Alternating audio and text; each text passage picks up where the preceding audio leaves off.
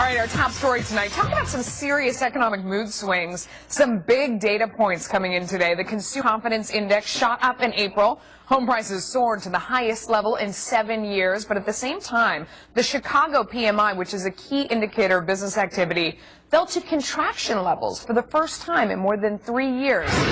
So what should you believe? Our Money Power panel is here to break it all down. Peter Schiff is the CEO of Euro Pacific Capital. Matthew Tuttle is the CEO of Tuttle Wealth Management. And Jonas Max Ferris is co-founder of MaxFunds.com. Thanks to all of you for joining us. Peter, let me start with you. That consumer confidence number, very positive. Does it make you feel good? Well, sometimes confidence is not a good thing. You know, if you're skating on thin ice, but you're confident that it's thick, you can get into a lot of trouble. I think rising home prices are creating the false impression that things are getting better, but actually rising home prices is more of the problem. I think the PMI was more indicative of what's really going on. In fact, I think the real economic situation is a lot worse than even the PMI would suggest. Peter, I feel like I knew you were going to say that. Matthew, do you think that those rising home prices are a sign of something bad as opposed to something good? No, I look at it as a sign of something good. I mean, the consumer number, the home price number, they all came with some buts, but things are still going in the right direction. And, you know, I think we've now got an economy that's not too hot, not too cold, which means the Fed's probably going to keep their foot on the gas, which is going to be good for stocks. Jonas, I mean, isn't that the secret right now, is that sort of Goldilocks type situation where we want it not too hot because you don't want the Fed to get out of the game, but not too cold, obviously, because that's no good.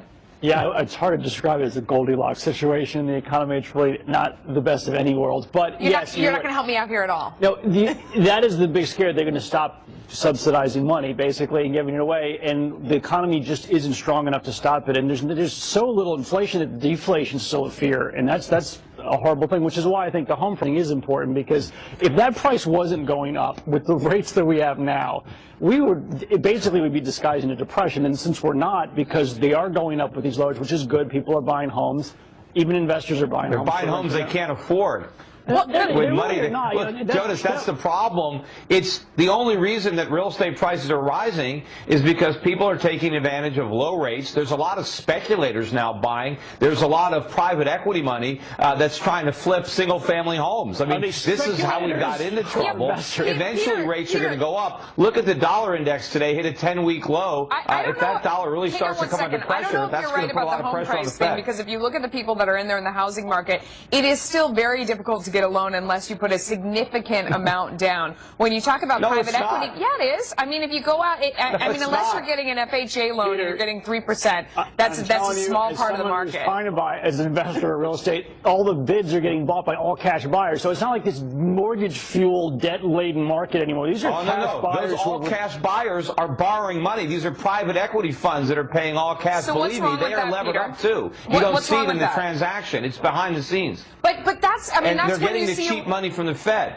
But you're acting like they're buying an overvalued asset that's like up 300% in the last 3 years, like in Miami or Vegas. These homes are still down 40. When you adjust for the interest rates, they're down 50% nationally. But even in some markets, so it's cheaper than renting in many cases. And if you factor in any kind of inflation, which I think you are, when interest rates go up, it's a whole new ball game. You know, and we still have a lot of people who are unemployed. I think we've got some room to go. There's lots of empty houses that no one's living in. Inflation and won't the Hang on, guys. We got to go one at a time. And let me let I love the argument, but let me let Matthew back in there for a second. What do you think of this dispute? Which side do you come down on? Well, I come down on the side that, you know, in the future, who knows what's going to happen with this. But for right now, this is good.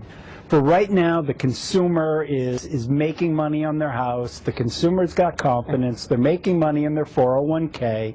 And it argues that we should be buying stocks, but you've got to be tactical with it. Just like 2004, just like 2005, sure, all over again. Isn't that great? Right? We're setting ourselves up for a bigger disaster. Peter, let me ask you, hang on one second. Should be fine. Peter, let me ask you, private equity is coming back into the market with all cash in order to buy homes. In a lot of cases, they're buying them to rent them out.